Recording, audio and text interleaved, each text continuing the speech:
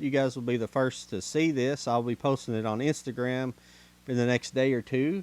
But I'm going to be giving away the steelbook of the docudrama Chernobyl. And to be eligible for this, you just got to subscribe in my on this page right here, my YouTube page.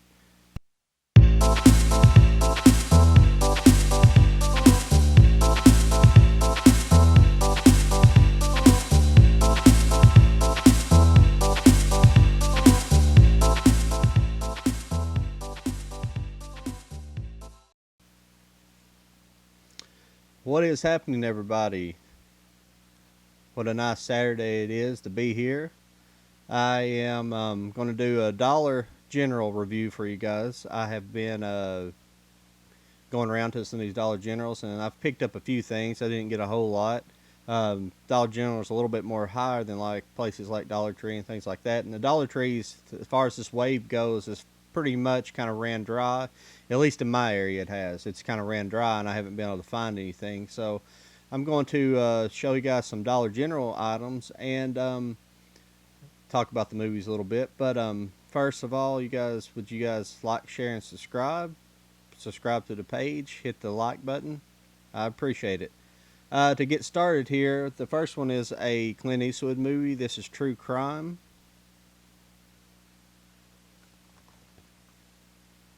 Here's the back. I know it's blown out a little bit there. The lighting is blown out a little bit. This one is a 177 minutes, I believe. Yeah, 127 minutes. My bad. It's 177 to 1 aspect ratio. I had that backwards. This movie, I actually have not seen this Clint Eastwood movie. It's crazy how many movies. He's almost like Woody Allen at one point in time. He was just, putting stuff out like crazy. Like, almost one movie a year. Like some of these older men in Hollywood, they start putting out movies, and it's just like they just, before you know it, you've lost track of how many movies they've made. This says Boozer, Skirt Chaser, Careless Father. You could create your own list of reporter Steve Everett's faults, but there's no time. Excuse me, I don't know why I'm just. A San Quentin death row prisoner is slated to die at midnight. A man, Everett, has suddenly realized his innocence. Clint Eastwood memorably plays Everett in a true crime, a savvy beat the clock thriller. Interesting, and I completely bumbled all that, but I'm gonna leave it in there because I don't care. No, I'm just joking. I kind of bumbled that up. What you're reading with that magnifying glass, it sucks. But the next movie I picked up here, you guys are interested in what I got, not about the movies itself. I understand that. But this is the Steam Engines of Oz. Some other people have picked this up in other hauls, and I was very interested in finding it, and I found it on Blu-ray. Here's the back. I've been working on some lighting combinations, trying to get this lit better for you guys, and the problem is my light's like literally like 3 feet from me, and it's just even turned all the way down low. It's like just washing things out really bad, and I'd apologize. I'm still working on getting the lighting better. Hopefully it'll be better in the future. This is a Cinedyne picture, looks like, and it is well, this also had Ron Perlman, William Shatner, and Julianne Hough lend their voice talents to this fantastical journey to Oz and 100 years after Dorothy clicked her ruby red slippers. A young engineer named Victoria Jones forces with the Scarecrow, a not-so-cowardly lion, and some industrious munchkins to find the Tin Man's heart before they destroy their world by industry and mechanization.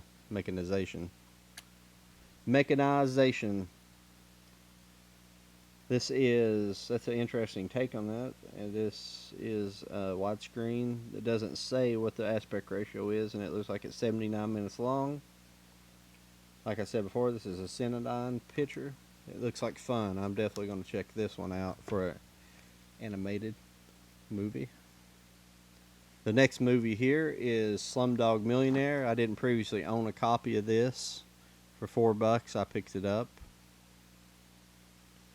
This is I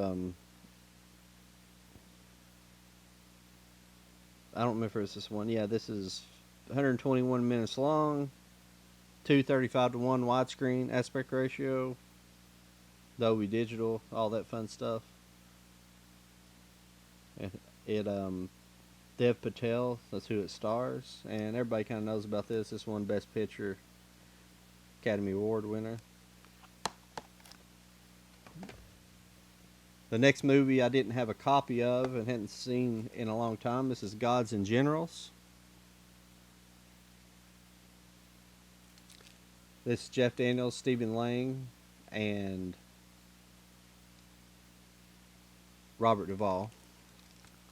It's covered up there, but I remember the movie from a long time ago. This is 219 minutes long.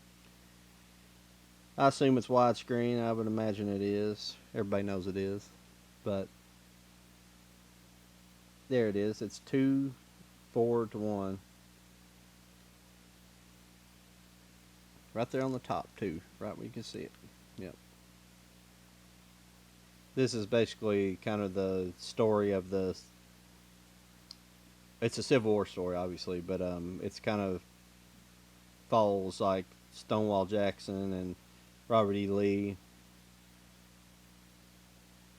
in a kind of one of these final battles. It's a pretty cool movie.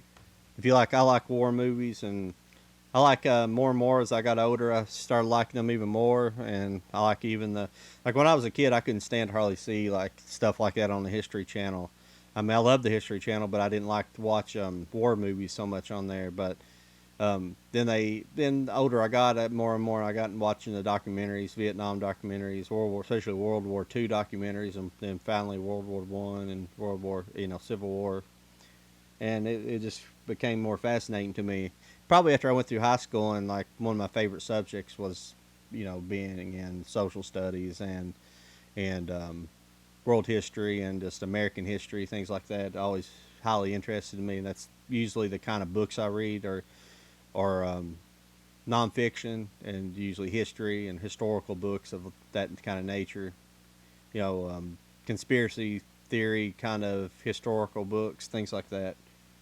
The next movie is called Blinded by the Light, and it is blinded. This light is blinding it. It's blinded by the light. This is looked like an interesting movie. It says once he heard the music of Bruce Springsteen, nothing could stop him. Javeed, a British Pakistani teen living in London, England in 1987, writes poetry to escape pressure from his father at home and racial intolerance at school. But he finds inspiration and hope from an unexpected source, Bruce Springsteen, whose music empowers Javeed to find his own unique voice. It seems like an interesting concept for a movie. I'm interested in seeing it. This is a New Line Cinema. This was a Warner Brothers release. Leviathan Films. This movie is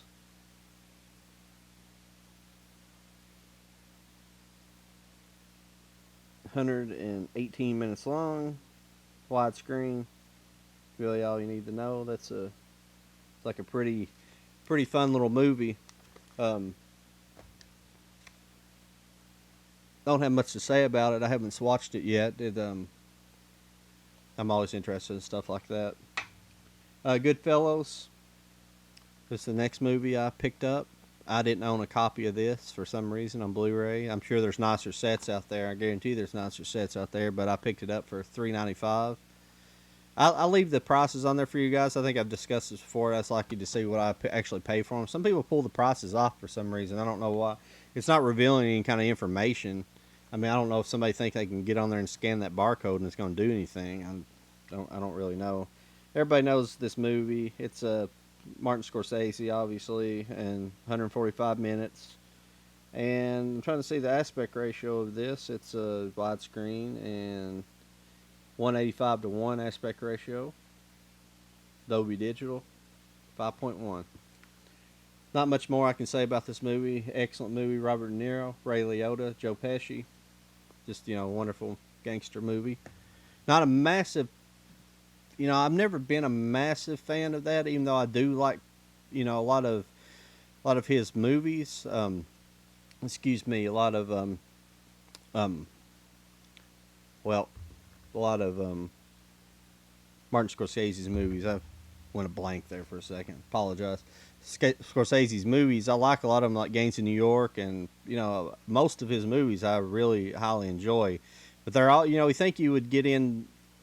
I mean, I know the only thing I don't like about Scorsese is he pretty much does the same. He does the same thing over and over. He does it well, but I would like, that's the thing about like Tarantino. He had many different inspirations, and he has tried many different styles of movies that inspired him, and I know different styles of movies really inspire Scorsese since he's a big physical media collector, and I know he's a huge movie fan, and I don't understand why he don't try to do a western or something like that. I think he would be very very interesting if he broke off and did some. I know he's done some different things here and there, but not enough to me. He did like King of New York, but all of his movies are still based around New York or about New Yorkers or things. I think you really need to show your directing chops if you get out there and try to like really, really do some different work, something out of your zone of comfort.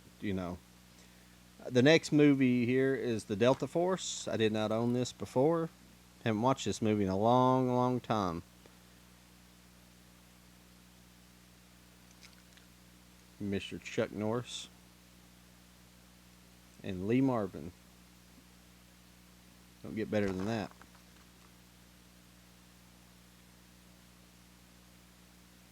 Fun movie. I think there's some DVD sets floating around there with Delta Force on them, but I try to buy everything. I try to buy most everything in Blu-ray these days. I do. I have bought a lot of DVDs here recently, but it's usually stuff that I'm pretty sure it's going to be hard to get on, Blu-ray or something that's not worth paying the extra money for Blu-ray. If I can find it for $1 or $5, at Dollar Tree or something or Dollar General, it's going to it's really nice, especially if you get a hold of something good. Now the left set here is a really awesome set that I picked up, and this is one of those sets I've been surprised. I found two sets, and the other set I'm going to do a special review of, and because I found it in an interesting situation in another Dollar General. But this is the Frank Darabont set. I'm pretty sure I'm pronouncing that incorrectly. And this has the Green Mile. Let me hold it up there for you, unless you. It's still got the sticker over the part of his name there, but this has Green Mile, The Majestic, and Shawshank Redemption. It's been a while since I've seen Green Mile and Majestic. Shawshank Redemption, it's kind of unforgettable. The other two movies, I'm interested in going back and watching The Majestic. It's been a long time since I've seen that. That's a Jim Carrey movie. And, of course, you got Tom Hanks in The Green Mile and Morgan Freeman, Tim Robbins in The Shawshank Redemption. It's been a long time. This is a hard box. This is a hard box find. And if you as you always could see, it's $9.95, and at least through Amazon, this movie is like a $20 movie. So this was actually a really good find.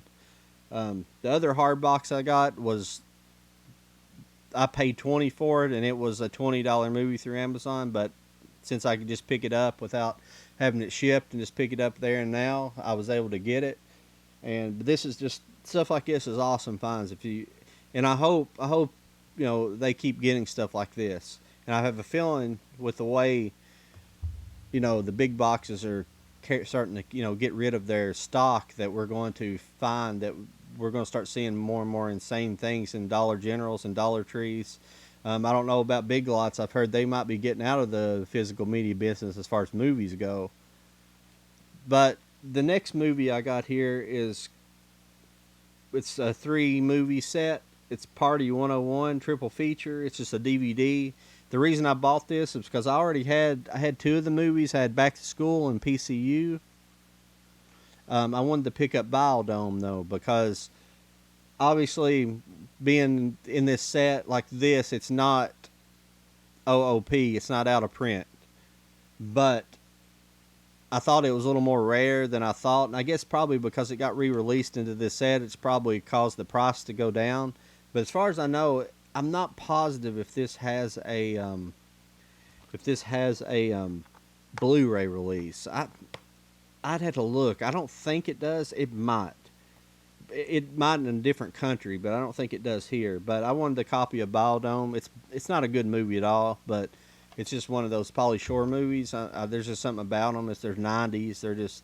They're almost like Cool as Ice, the Vanilla Ice movie, where it's just like the 90s threw up, and this is what they threw up a movie, and this is what come out because it's just these movies scream the 90s. You know, it's just like the way people are dressed, the way people talk. It's like the over exaggeration of the decade you see in a lot of 90s stuff. It's almost like watching the Ben Stiller show. It's like they come on like the early 90s, I know, but it was like almost an over exaggeration of the culture, which it was in that show was on purpose, but it was kind of showing it was just that the 90s were there was like people were bouncing around everywhere, and it was just it's kind of the birth of the new wave hipster, so.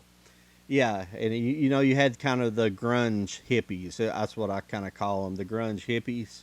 You had the mixture of hippies and the grunge people, and it was kind of the 90s were the early 90s, at least when Nirvana first came out, and obviously a lot of other bands preceded them that kind of paved the way, the Pixies and things like that.